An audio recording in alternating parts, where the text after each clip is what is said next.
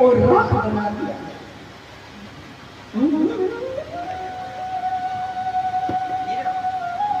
तो यहाँ पर बाबा जी बताते हैं कि द्वारिका के और वृंदापुरी के बीच में एक गोमती नदी पड़ती और गोमती नदी का बहाव इतना तेज था कि अब उसको सुदामा जी महाराज पार करे कैसे।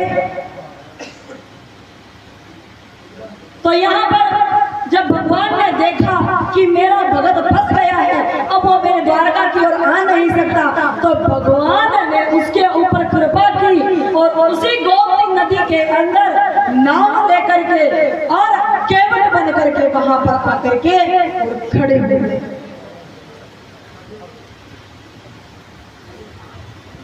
तो कहते हैं यहाँ पर जब गोमती नदी के पास सुदामा जी महाराज गए और नाव को वहां देखा तो वो केवट भी वहां पर बैठा, नाव में पार करा करके जो पार करता उसको केवट बोला बजाता, तो वो वहां पर बैठा था। तो सुदामा जी महाराज कहने लगे, महाराज मेरे को उस पार करवा दो।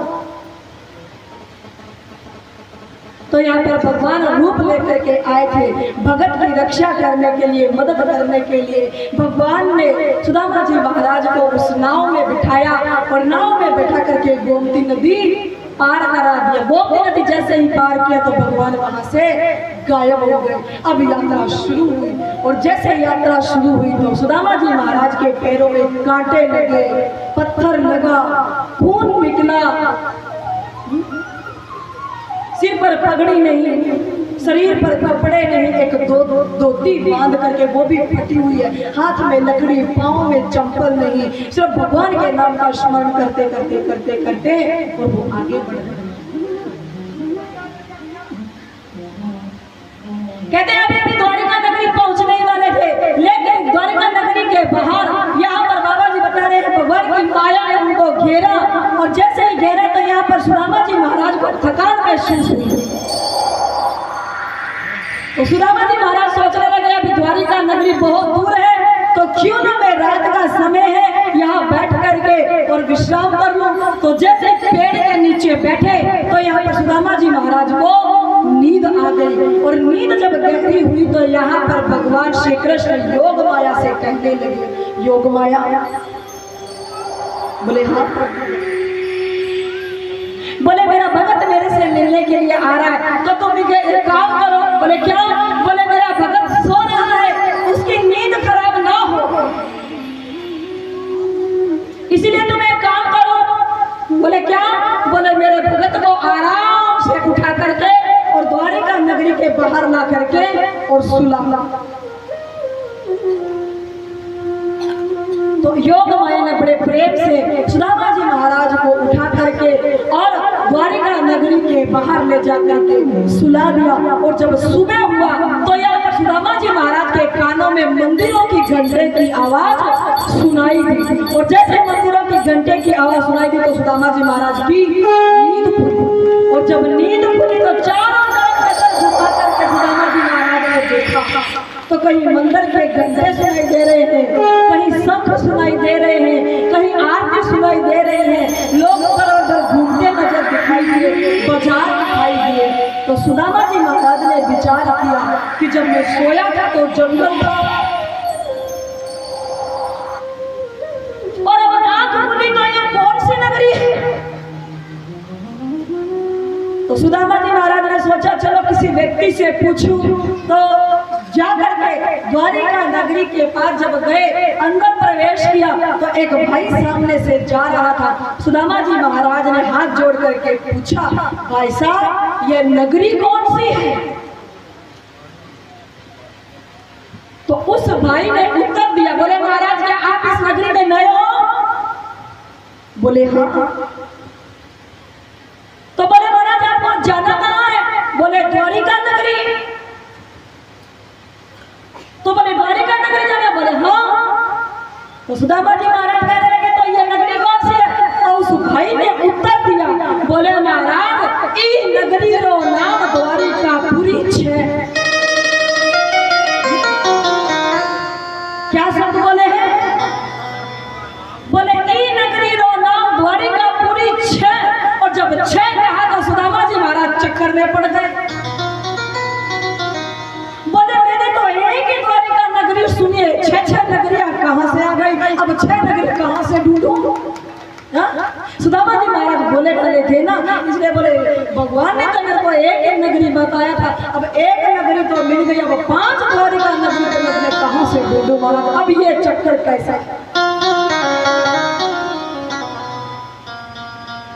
तो सुदामा जी महाराज ने फिर पूछा, बोले महाराज ठीक से बताओ, बोले ये नगरी को, बोले ये नगरी का नाम द्वारिकापुरी 6। सुदामा जी महाराज कहने लगे प्रभु आप मजाक मत करो, सच बताओ, मैं अपने द्वारिकाधीश से मिलने के लिए आया हूँ, तो आप मुझे सच बताओ। तो वो भाई कहने लगे 6 का मतलब ये गुजरात के अंदर है ना, अपने लोग कहते हैं कि भाई इस नगरी का नाम क्या है, तो वो ये अपने लोग कहते हैं इस नगरी का नाम द्वारिकापुरी है, हम लोग है बोलते तो वो है तो 6 बोलते। सुदामा जी महाराज कहने लगे मुझे गरीब देख करके तुम हंसी उड़ा रहे हो, सच बताओ। बोले नहीं महाराज, इन नगरी को नाम द्वारिकापुरी 6। सुदामा जी महाराज ने सोचा चलो छोड़ो, तो सुदामा जी महाराज आगे प्रवेश किया तो एक चौकी बनी हुई थी, उस चौकी के ऊपर 4-5 लोग बैठे थे। तो सुदामा जी महाराज ने विचार किया कि मैं इन लोगों से पूछूं। तो सुदामा जी महाराज वहां गए और जाकर के उनसे पूछने लगे, बोले महाराज ये नगरी कौन सी है? तो सभी लोगों ने बोला कि इस नगरी का नाम द्वारिकापुरी है। और जब उन लोगों ने कहा कि इस नगरी का नाम द्वारिकापुरी है, तो यहाँ पर सुदामा जी महाराज सोचने लगे कि अब मैं इन लोगों से पूछूं कि मेरे मित्र द्वारिकाधीश का महल कहाँ है, तो ये लोग सब मेरी हंसी उड़ाएंगे।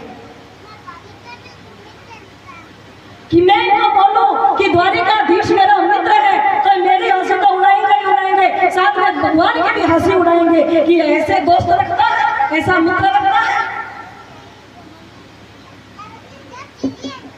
तो किसी से कुछ नहीं पूछा, बस इतना ही पूछा कि बोले महाराज हम लोगों को द्वारिकाधीश से मिलना है। तो उन लोगों ने सीधा रास्ता बताया और कह दिया कि जो सोने चांदी की दीवारें हो, हीरे मोती की जो दीवारें हो, सबसे बड़ा महल जो है ना वही द्वारिकाधीश का महल है। तो यहाँ पर सुदामा जी महाराज सीधे चल पड़े। तो यहाँ पर सबसे बड़ा महल जो दिखाई दिया बस वही द्वारिकाधीश का महल था। तो जैसे ही वो महल में प्रवेश करना चाहते हैं तो भगवान द्वारिकाधीश के 2 द्वारपाल थे। उन द्वारपालों ने उनको रोका, बोले रुक जाओ। बोले क्यों? बोले तुम अंदर कहाँ जा रहे हो? बोले मैं अपने मित्र से मिलने के लिए जा रहा हूँ, द्वारिकाधीश से। बोले द्वारिकाधीश तुम्हारे मित्र है? तो बोले हाँ द्वारिकाधीश मेरे मित्र है, आप जाकर के उनसे बोलो। तो यहाँ पर बाबा जी बता रहे हैं कि यहाँ पर उन्होंने सोचा कि एक ब्राह्मण आया है और वो अपने द्वारिकाधीश को मित्र बता रहे हैं, बड़ा गरीब है, तो चलो द्वारिकाधीश से बोल दो।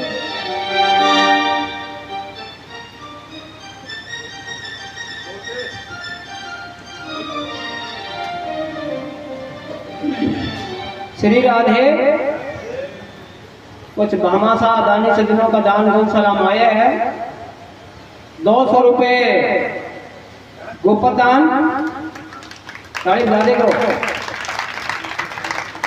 10 बैग चूरी, गाया खातर 10 कट्टा चूरी और 3 सवामणि गोपदान, गोपदान 100 महाकल्याण, 2 सवामणि भेद गोपदान, गोपदान 100 महाकल्याण।